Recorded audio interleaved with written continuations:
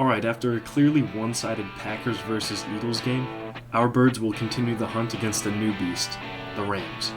All the information you need to destroy the Rams coming up now. Okay, we're going to talk game plan first. The Rams are going to be returning to this bout vengeful after the absolute washing we delivered them last time.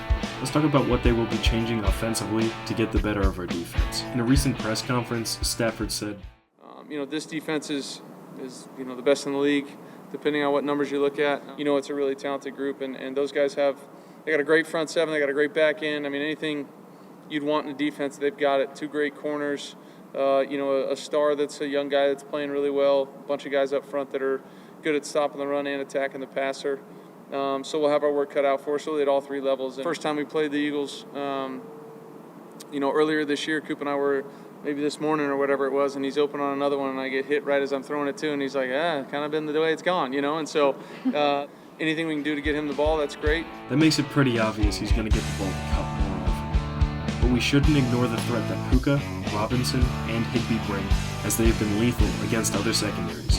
In the Vikings matchup, this trio had 11 catches for 125 yards. That's 11.36 yards per game.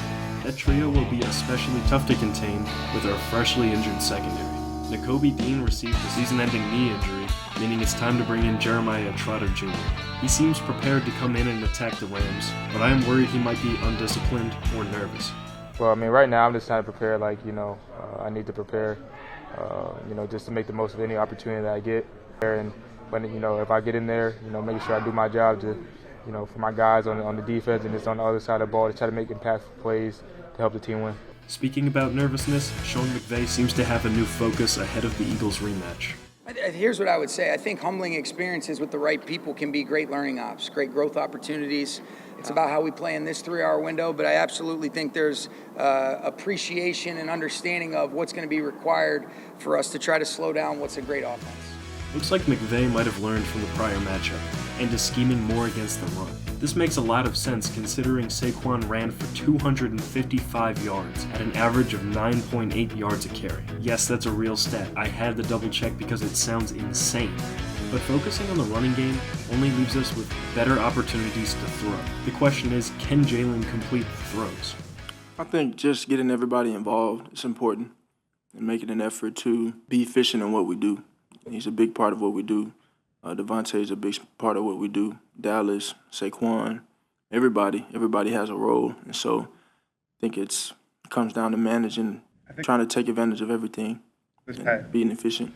With his lackluster showing last week and his hesitation to throw, there is some concern, especially when you see that last week the Rams sacked Sam Darnold a total of 9 times. While our offensive line is a lot better than the Vikings, the Ram Riders' rush is definitely something to keep an eye on. So to sum up what I think their plan will be, on offense they will look for quick passing opportunities, focusing on checkdowns or outside runs. Defensively they might attempt to rush Hurts, and will stack the box to prevent Saquon from moving the rock. Now let's switch over and talk about how the Eagles will function offensively. Eagles OC Kellen Moore spoke a little on how the game looked last time. Certainly, Saquon had a great day out there. Long time between those two games. A bunch of other games. They're playing as well as any defense in the league right now, and they're playing really confidently. And so obviously they'll stress us in a lot of different ways. There'll be challenges associated with our run game based off of them having that film and the film that they put out the last month and a half, which has been really, really impressive. So it'll be a challenge. I still think the Eagles will focus on running the ball this game, as there's little they can do to stop us. Saquon is simply unbeatable behind our offensive line. However, I do expect more pass rushers against Jalen, possibly leading to more throws. The Vikings seem to have a similar idea, as their game plan consisted of checking down, which was effective until the Rams adjusted. The Eagles used a similar format last time, constantly checking down or abusing RPOs. Now to talk about what will actually decide the outcome of this game, the Eagles defense. Starting with our defensive line, I believe we've hit our stride. Nolan Smith looks like he's developed into a premier pass rusher, no longer just setting edges. He finished last game with 8 tackles, 5 pressures, 2 sacks, and 2 tackles for loss. An incredible playoff starter debut.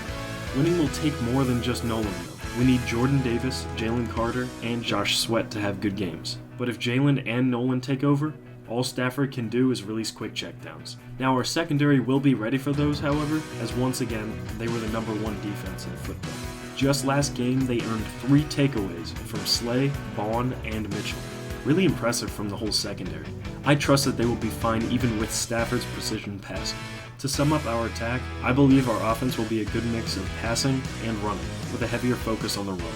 Then, our defense will rush Stafford, forcing him into throws he doesn't want to make. Of course, I'd be remiss if I didn't mention the Eagles' other advantages that will lead to the destruction of the Rams. We've got home field advantage, along with snow, a previous victory this season, bulletin board material, and a healthier team.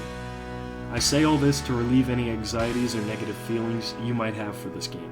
Serenity now! Let's just sit back and enjoy this one. Thanks for watching, leave a like, and subscribe.